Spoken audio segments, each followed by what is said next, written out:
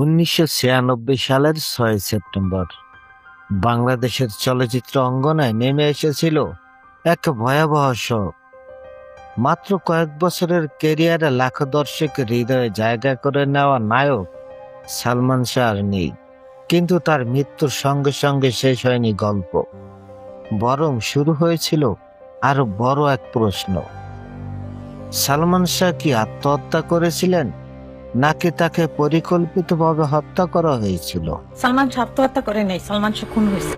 সামিরা দরজা খুলে দেয়, তারপরে ডন জাভেদ ওরা ঝাঁপিয়ে পড়ে সালমানের উপরে। স্বামীরা তো সব শুনে গেছে, তারা ডিভোর্স দিয়ে দিবে সকালবেলা। সে দু একজনরে হয়তো ফোনে বলছে তার লোকজনরে যে আমাকে তো সকালে সে প্রায় ৩ দশক ধরে এই প্রশ্নের উত্তর খুঁজছে তার পরিবার, ভক্ত এবং আইন শৃঙ্খলা বাহিনী। আর ২০২৫ সালে এসে সেই রহস্যে ঘটে যায় নতুন মোড়। মামলা হয় হত্যা মামলা হিসেবে। আসামি করা হয় সালমান শাহর সাবেক স্ত্রী সামিরা হক সহ মোট ১১ জনকে। আর সেই তালিকায় রয়েছে চলচ্চিত্রের পরিচিত খলনায়ক আশরাফুল হক ডনের নাম।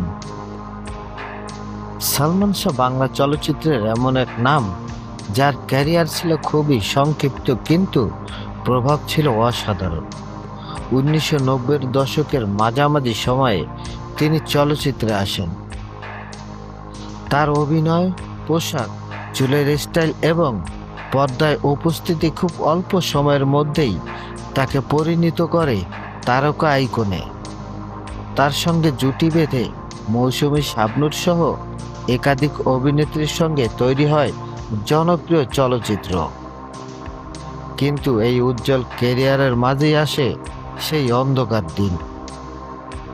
১৯৯৬ সালের ৬ সেপ্টেম্বর ঢাকার ইস্কাটনের বাসা থেকে সালমান শাহর মরদেহ উদ্ধার করা হয়। প্রথম দিকে ঘটনাটি অপমৃত্যু হিসেবে তদন্ত করা হয়েছিল, কিন্তু সেখানেই শেষ হয়নি প্রশ্ন। সালমান শাহর পরিবার শুরু থেকেই তার মৃত্যুকে স্বাভাবিক হিসেবে মেনে নেয়নি। তাদের পক্ষ থেকে বারবার বলা হয় এটি আত্মহত্যা নয়, বরং পরিকল্পিত হত্যাকাণ্ড।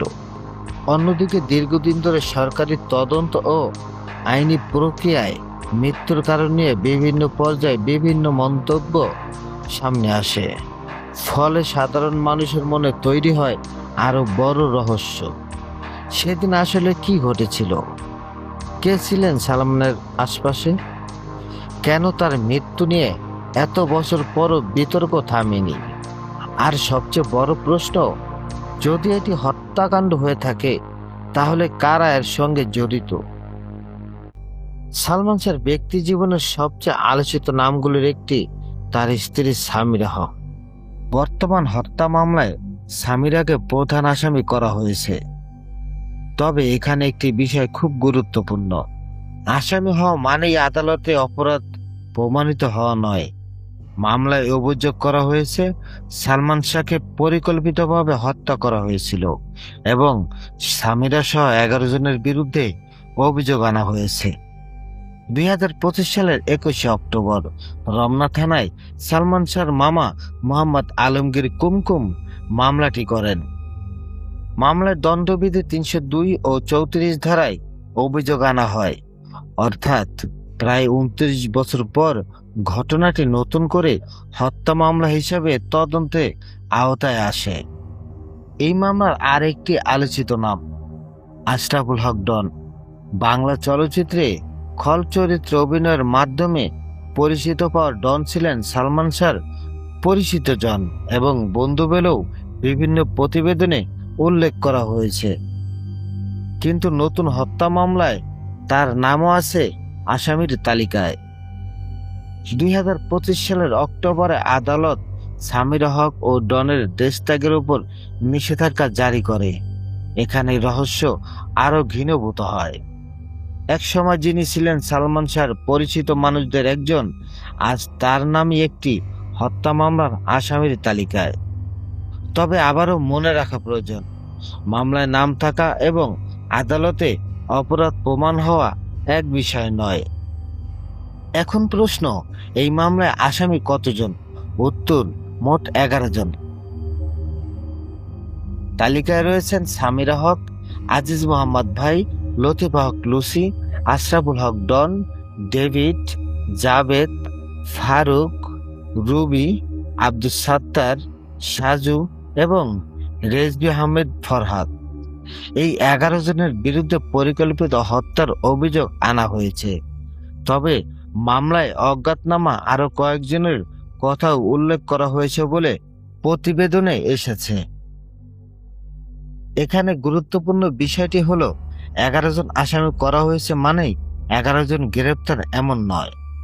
বর্তমানে পাওয়া আদালত সংক্রান্ত প্রতিবেদনে সামিরা ও ডনের দেশত্যাগের নিষেধাজ্ঞার কথা রয়েছে, কিন্তু 2026 সালের জুলাই পর্যন্ত মামলার তদন্ত প্রতিবেদনই আদালতে জমা হয়নি।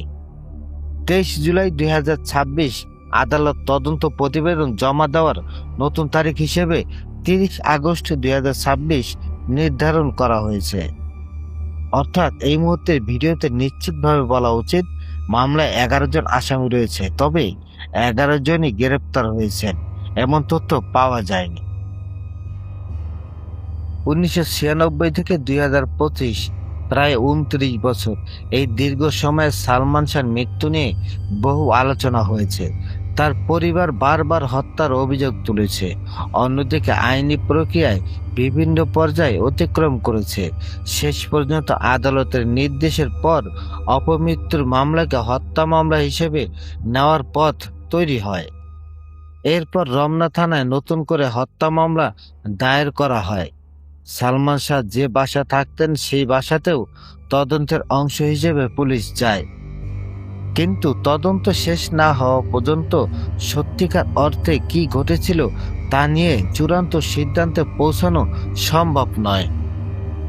2026 সালে মামলার তদন্ত প্রতিবেদন নিয়ে একাধিকবার সময় নির্ধারণ করা হয়েছে, কিন্তু তদন্ত প্রতিবেদন জমা না পড়ায় সময় পিছিয়েছে। সর্বশেষ 23 জুলাই 2026 আদালত আবারও সময় দিয়েছেন, নতুন তারিখ 30 আগস্ট 2026। এখন প্রশ্ন, এই তদন্ত প্রতিবেদন কি 29 বছরের পুরনো রহস্যের কোনো উত্তর দেবে? কার বিরুদ্ধে কি প্রমাণ পাওয়া গেছে, আর কোনো অভিযোগ কেবল সন্দেহ? এসব প্রশ্নের উত্তর নির্ভর করবে তদন্ত ও পরবর্তী বিচারিক প্রক্রিয়ার উপর। সালমান শাহ শুধু একজন চলচ্চিত্র অভিনেতা ছিলেন না, তিনি ছিলেন একটি প্রজন্মের আবেগ।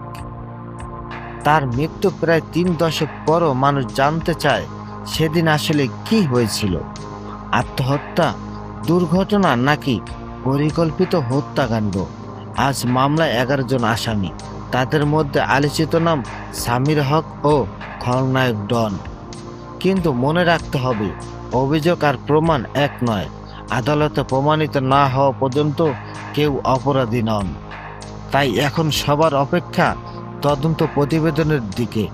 হয়তো 30 আগস্টের পর এই রহস্যের নতুন কোনো অধ্যায় সামনে আসবে, আর হয়তো 3 দশক ধরে যে প্রশ্নটি মানুষ করে আসছে, সালমান শাহর মৃত্যুর আসল সত্য কি, তার উত্তর খুঁজে পাওয়ার পথে আরও এক ধাপ এগিয়ে যাবে বাংলাদেশ। সালমান শাহ একটি নাম, একটি প্রজন্ম, আর আজও অমীমাংসিত এক রহস্য। সত্য দেরি করতে পারে, কিন্তু সত্যের অনুসন্ধান থেমে থাকা উচিত নয়।